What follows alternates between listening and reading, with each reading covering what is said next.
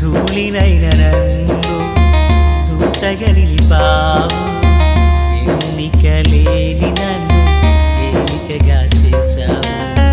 ధూళినైన నన్ను దూతగా నిలిపావు, ఎన్నిక లేని నన్ను ఏలికగా చేశావు. భూమి విరిగి ఫలమిచ్చెను, మేఘమిరిగి వర్షమొచ్చెను, రొట్టె విరిగి వృద్ధి చెందెను, నన్ను విరిచి వాడుకోమయ్యా.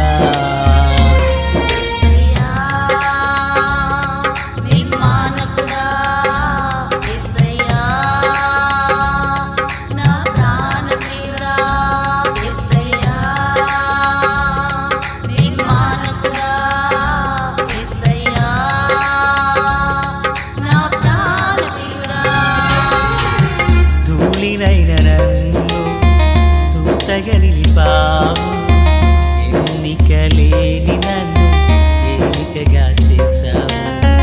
ధూళినైన నన్ను దూతగా నిలిపావు, ఎన్నిక లేని నన్ను ఏలికగా చేశావు. ప్రభు అయినటువంటి యేసుక్రీస్తు వారి పరిశుద్ధమైన నామములో తండ్రి అయిన దేవాది దేవునికి నిత్యము స్తుతియు స్తోత్రములు, మహిమయు ఘనతయు ప్రభావములు యుగయుగములు ప్రభువునకే చెల్లునుగాక. ఆత్మీయులారా, బాగున్నారు కదా? దేవుని మహాకృపను బట్టి మరోసారి మనం ఇలాగున కలిసి దేవుని దైవవాక్యమును ధ్యానము చేయుటకు గాను మహాదేవుడు మనకు చూపిన ఈ మంచి తరుణాన్ని బట్టి మనం ప్రభువుని ఎంతగానో స్తుతించే బద్దులమునై ఉన్నాము.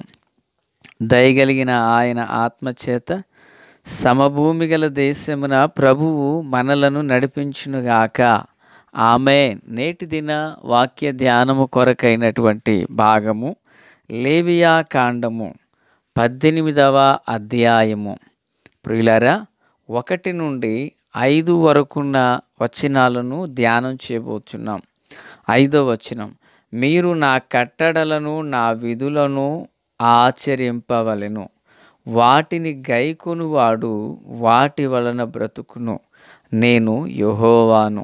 ప్రార్థన. తండ్రి దేవా స్తోత్రం, మీ నామంలో ప్రార్థిస్తున్నాము, సహాయం చేయండి.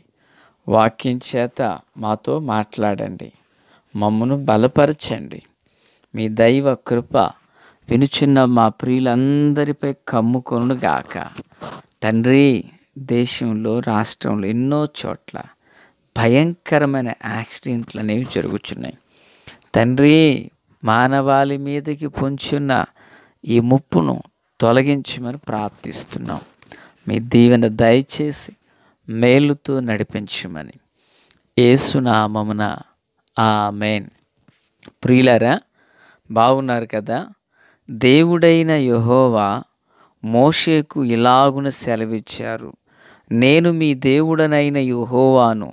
నీవు ఇశ్రాయేలీయులతో ఇలా చెప్పు, మీరు నివసించిన ఐగుప్తు దేశ సంచారము చొప్పున దేశాచారముల చొప్పున మీరు చెయ్యకూడదు. మాట వింటున్నారు కదూ? దేవుడు ఏం చెబుతున్నారు ఇశ్రాయేలుకి? మీరు సంచరించిన ఐగుప్తు యొక్క దేశ ఆచారముల చొప్పున మీరు నడవకూడదు. అలాగుననే నేను మిమ్మును రప్పించుచున్న కనాను దేశాచారముల చొప్పున మీరు చేయకూడదు. మరేం చేయాలి? నా కట్టడలను నా విధులను ఆచరింపవలెను.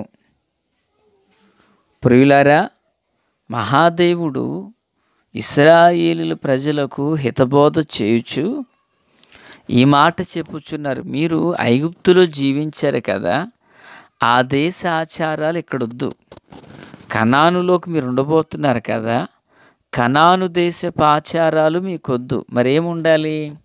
ప్రభువారు అంటున్నారు, నా కట్టడలను నా విధులను మీరు ఆచరించండి అంటున్నారు.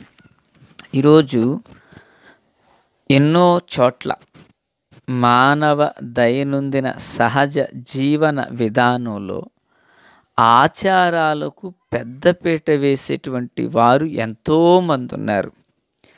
ఈ ఆచార సాంప్రదాయాల దగ్గరే మరికొందరు వాటికి అంత ప్రాధాన్యత లేదని ఎవరైనా సత్యవాక్యాన్ని ఎరిగిన వారు చెబితే అక్కడ కొంచెం పూర్తి విభేదాలు తలెత్తుచున్నటువంటి సందర్భాలు ఎన్నో చూస్తున్నాయి. ఈనాడు సహజ మానవాళి జీవనం అంతా ఆచారం మీదనే ఆధారపడింది. అయితే ప్రభు అంటున్నారు, ఇజ్రాయేలు, నువ్వు ఐగుప్తు దేశ ఆచారం నీకొద్దు, కనాను దేశ ఆచారం నీకొద్దు, నేను నీకు కట్టడలను ఇచ్చాను, వాటిని అనుసరించు అన్నారు. ఐగుప్తు దేశ ఆచారంలో ప్రియులారా వారికి అన్నీ దేవుడే. కప్ప కూడా ఒక దేవుడు, వాన వారికి ఒక దేవుడు. అయితే ఈ ఆచారాలు కనానులోకి వచ్చినట్లయితే, ఎక్కడ కనానీలు తరిమివేయబడిన తరువాత ఈ కనానీలో పట్టణంలో నివసించినప్పుడు ఐగుప్తు దేశ ఆచారాలు నీకొద్దు అంటారు. ఈరోజు మానవ జీవితం ఎన్నో విధాలుగా ఆచారాల మీదనే కొనసాగుతూ ఉంది. ప్రియులారా, నేటి క్రైస్తవ వివాహాలు, కార్యక్రమాలు పూజారు ఉండవలసిన చోట సేవకుని పెట్టి ఎంతమంది చేయట్లేదు. ప్రతి ఒక్కరికి ఒక ఆచారమే వారికి పెద్ద మార్గముగా అనిపిస్తుంది. ఒక మనిషిని ఏ విధమైన ఆచారాలు నిత్యరాజ్యానికి నడిపించు. ఒక మనిషినికి మతము కానీ, ఒక మనిషినికి ఆచారం కానీ స్వేచ్ఛను కలిగించదు. ఒక మనిషినికి స్వేచ్ఛనివ్వగలిగేది తను కలిగినటువంటి జీవము కలిగిన దేవుని ద్వారానే కలుగుతుంది.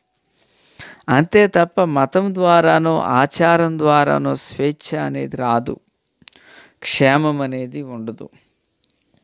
ప్రియులారా, ఏదైనా చూడండి, ఏ కార్యక్రమాన్నైనా చూడండి, ఏదో ఆచారం చొప్పున చేసేవాళ్ళే దానికి ఎక్కువ మంది ప్రాధాన్యత చూస్తూ ఉంటాం.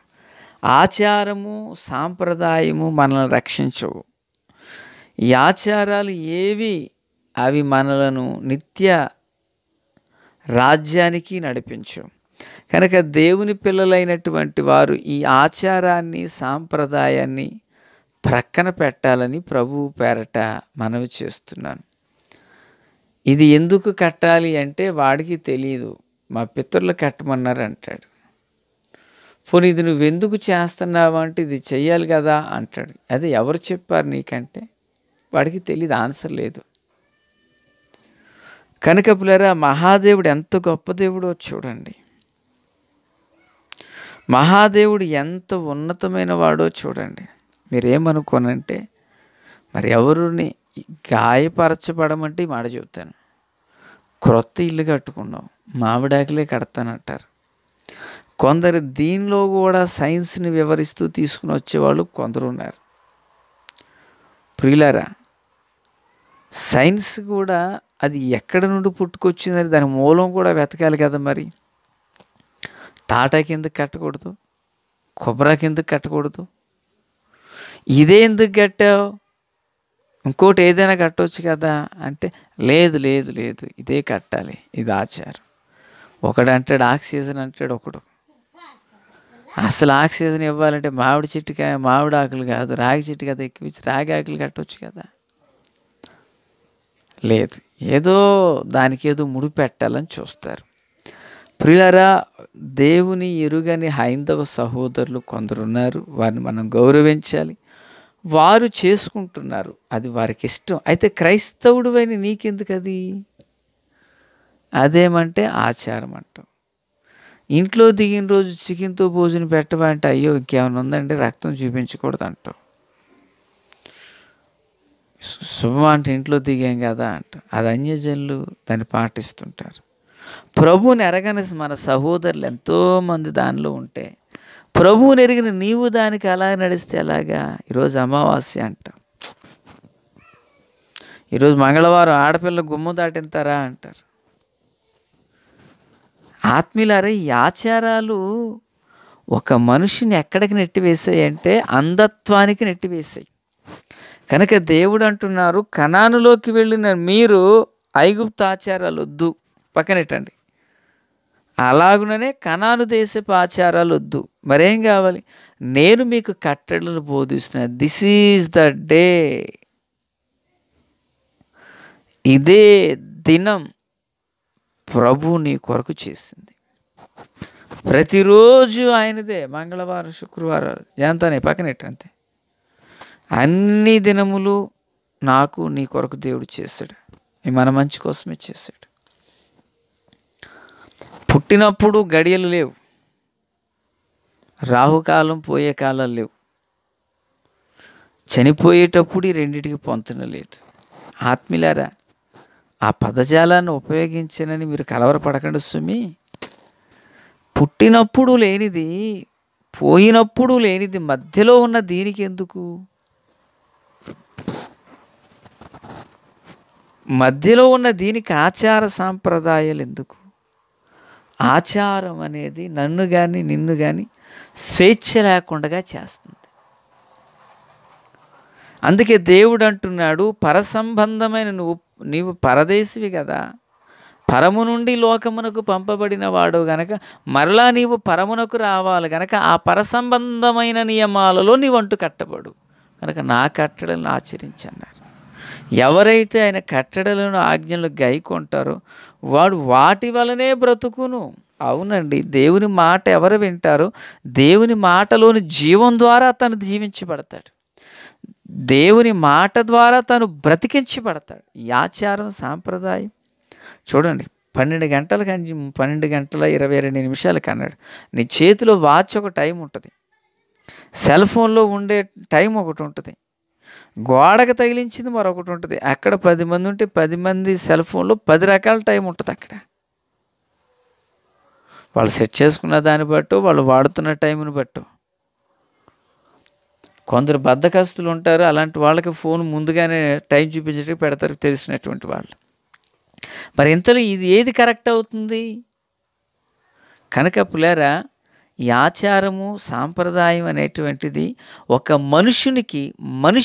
మనిషి జన్మ పుట్టిన వానికి ఈ ఆచార సాంప్రదాయాలు అనేవి స్వేచ్ఛను కలిగించవు. సృష్టికర్త అయిన ఏకైక నిజ దేవుని ద్వారానే మనిషికి నెమ్మది, ఆరోగ్యం, విడుదల, విమోచన.